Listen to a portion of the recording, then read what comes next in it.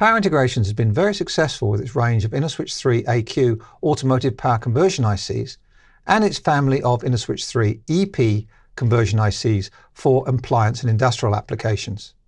We recently introduced the 900-volt PowiGaN technology for these families, and I'm going to spend a few minutes about why we felt the need to introduce yet another voltage technology for these product families.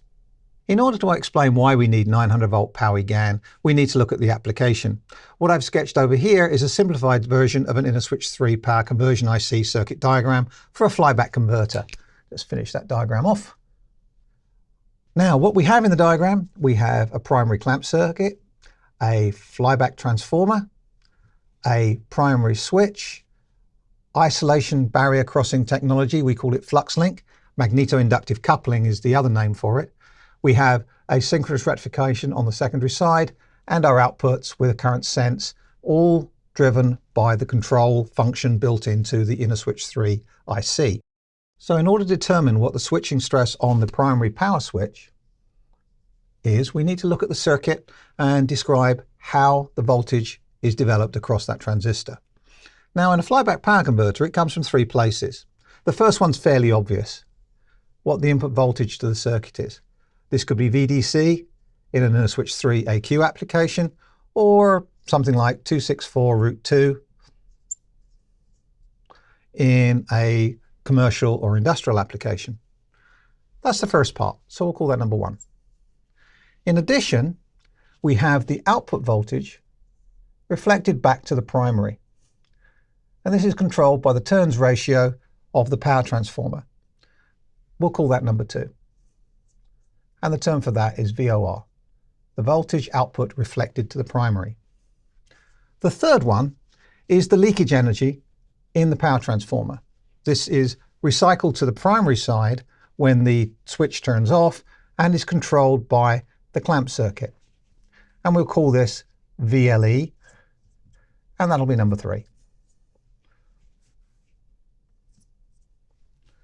Those three elements combine to create the voltage stress on the primary switch on the flyback converter. So let's sketch the switching waveform that we see on the power transistor when it turns off. What you get is something that looks a bit like this.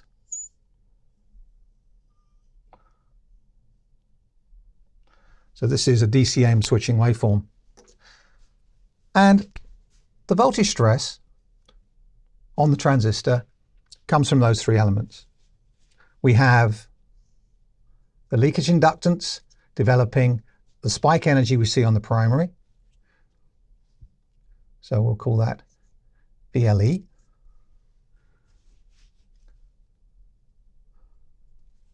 We have the VOR,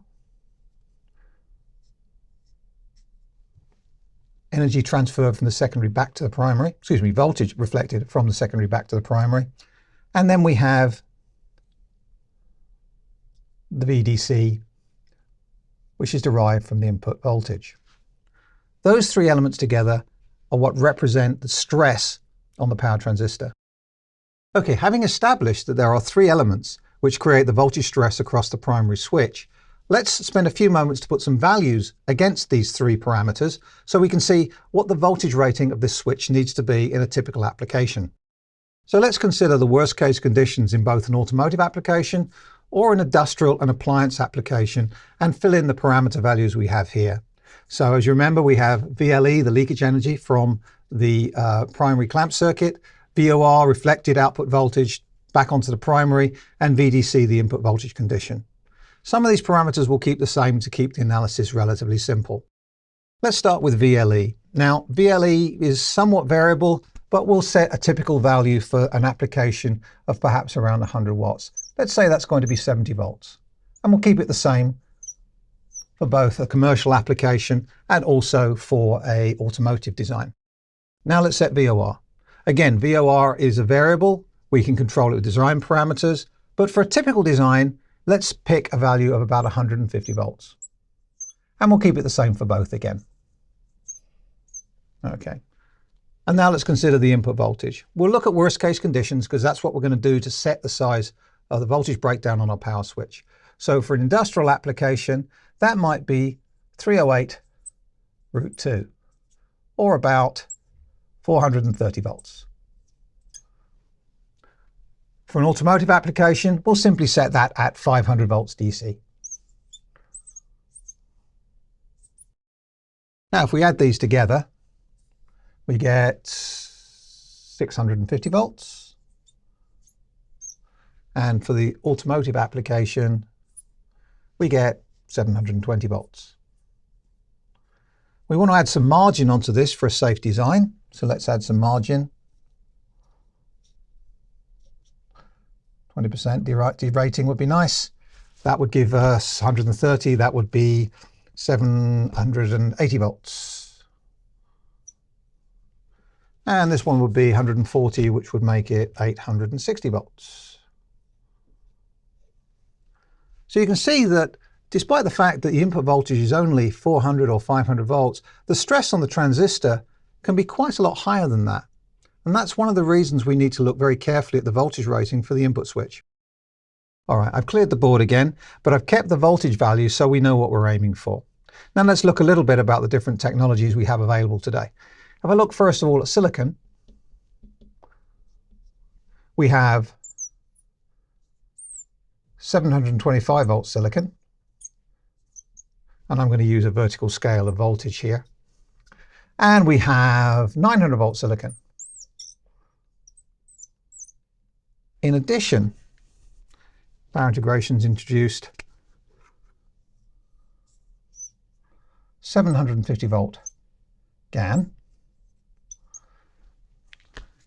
And for very high voltage applications, or for areas where we need a lot of derating, we also have available 1700 volt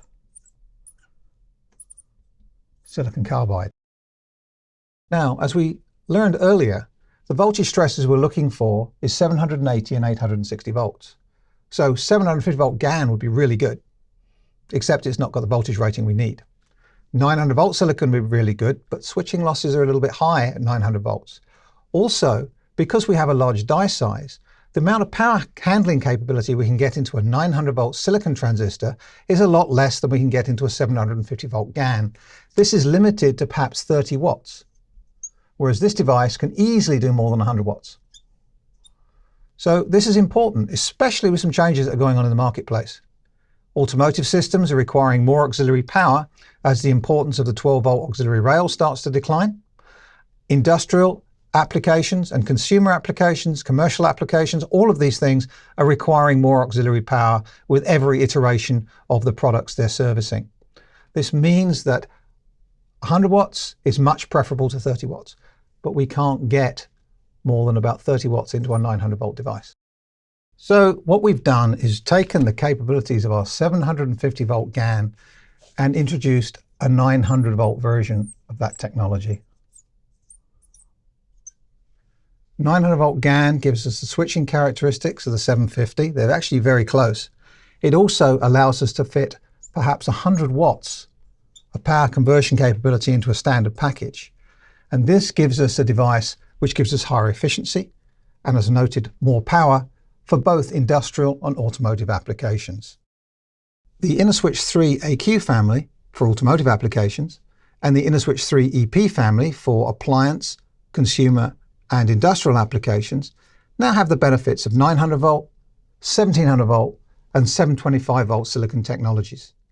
To find out more, visit us on the web at power.com.